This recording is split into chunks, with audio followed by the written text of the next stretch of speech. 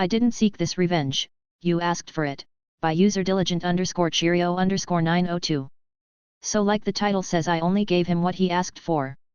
And it was definitely petty. So I was married to a very manly man for 17 years. I ended up doing all the admin tasks and mental load tasks. He had a money-earning job and I did everything else, even schedule this man's dental appointments and buy his parents' birthday cards. At first it was fine, but eventually not so much, and he refused to change, so things came to a head and ended. I'm sure after I left he was unpleasantly surprised to discover how much work his assistant did. Anyway, it's been 5 years, we have our own lives and I don't think about him much and we certainly don't talk. But one day I start getting calls from him. He explains to me that he never removed me from his home and auto insurance and says they won't remove you unless you call. He is pissy and keeps calling me and saying I have to do this right away and being very rude. It's been 5 years and now it's an emergency? Okay. He ends up calling me every day for a week and saying I've created a problem for him. I called the company and the woman on the phone says no, we totally would have removed you, he never asked. I can see there is no record of him calling ever. Oh really? She then says, you know, moving him from married to a single man, this is going to raise his rate considerably. Is he sure this is important to him? I laughed. Oh yes, very important.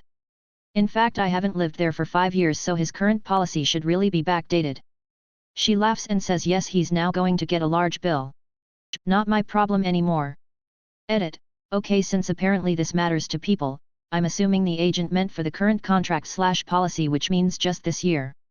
I honestly didn't ask BC, I don't really care, and that wasn't why I called them. And yes, he is under 40, so I think maybe that affects it, but again I didn't ask.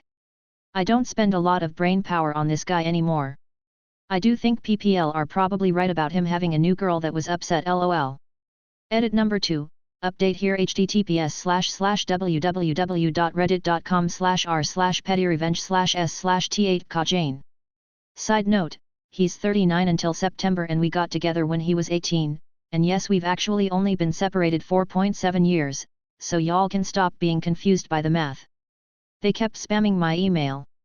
So I joined their chat, by user by Akpanda. This happened 10 years ago. I have a very common name in Spanish. My email is my first.last@gmail. I have had this email for so long I can't remember. I am not sure why, but it seems a lot of people don't understand how email works, so I end up receiving their bank statements, bills, etc. Always from different people, their middle names are always different. Anyway, I started receiving meeting notes from this random company, spreadsheets, presentations, etc. I kindly replied to them explaining that they have the wrong email. No one ever listened. One day I get added to a group chat, some discontinued Google product, so I joined the chat. I see they start talking about some customer and start asking questions. I start offering my opinion, I just make it up as I go. Some of my responses are starting to make no sense. Then I just go full on bananas and start telling them they are all idiots for not checking their emails before sending invites, lol. The meeting went silent. I was kicked out of the chat room a second later. I continue to cause some drama by editing the titles of their docs to "You should seriously double check who you are sharing documents with." I had such a good laugh. They were not very tech savvy, as I had access to the files for a while and went back to see them change the titles back. After 2 weeks, I got bored and just removed the docs from my drive. Never had an email from them again. Curiously, this situation has happened more than once with different entities, lol. TLDR, someone at a company started sharing documents with me because they couldn't be bothered to check the emails. I ended up joining a group chat and chaos ensued. Edit, spelling. Update, wow, I did not expect so many responses. Thank you very much. I am sorry for all those that also deal with this. Also, I just got someone's fuel rewards sent to my email, lol. Sil fumes about getting popcorn for Christmas, by user Hollywoodolfie. I posted this in another group and it was suggested to post it here. So this happened a few years ago, but my husband just reminded me of it after we had Christmas with his family yesterday. A little context first. My husband has 3 older sisters and the oldest is an absolute pill. I know the word narcissist gets thrown around a lot, but it's the best way to describe her. She is God's gift to the planet.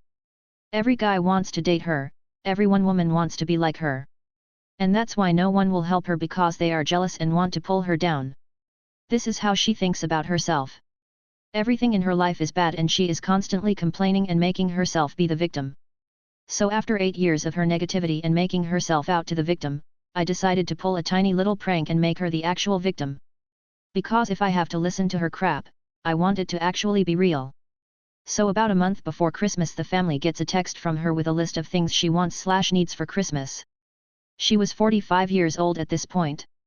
In the text she made a big deal to mention how she does not want popcorn and goes into a rant saying how she always gets so much popcorn every year and she used to eat it a lot, but she doesn't really eat it anymore, so don't get her any.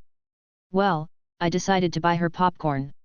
I wrapped it up in some wrapping paper that I didn't use for anyone else, so it can't be tied to me, wrote her name in big capital letters with Sharpie, so I doesn't look like my handwriting, and didn't sign a name who it was from, again, no ties to me. The day of the in-law Christmas came and while unloading the Christmas presents I snuck it in under the tree way in the back away from all the gifts we brought.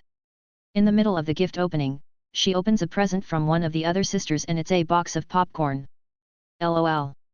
She goes into this long-winded rant about she asked to not get any and why can't anyone ever listen to what she says, blah, blah, blah.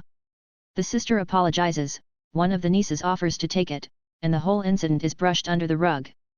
The gift giving goes on and there's one more gift under the tree, tucked way in the back. It's pulled out, given to her, and she opens it. Then proceeds to lose her shit.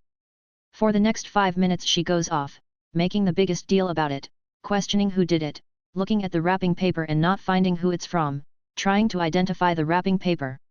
It was a glorious thing to behold.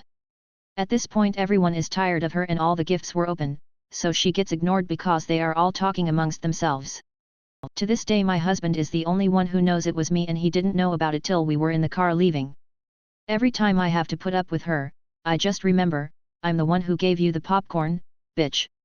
And suddenly, as if magic, she doesn't quite irritate me as much. LOL. Left my roommate out in the cold, by user downtown_level 300. I've lived with a friend for 7 years now and he's a nice enough guy but over the years he has gotten more and more lazy. We have a dishwasher but he'll leave his used dishes out for days, he never cleans, he has long hair that he leaves in the shower drain, and he expect me to do the laundry. You can imagine I'm getting pretty fed up with his behavior and I've asked him to at least clean up after himself but he always forget after a few days. Lately he started forgetting his keys too and call me if I'm out so I'll have to come back home to let him in. Of all the things he does this is the most annoying because I have to drop what I'm doing just to go help him. Well, after the 3rd time I had enough and I told him if you forget your keys again I won't come home. If you want to hide an extra key in the shed for when you forget your keys you'll have to pay for it yourself.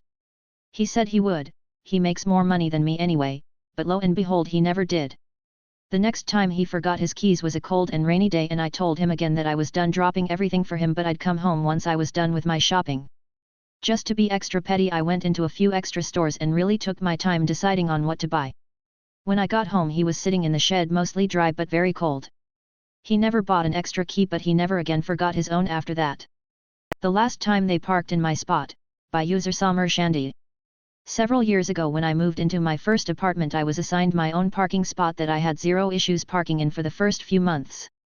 Fast forward about 6 months and I had new neighbors move in with both their hoop ties and all was great. Suddenly they start parking in my spot as well as their own and then it turned into parking in my spot and one of the closer spots closest to their apartment, leaving their spot empty.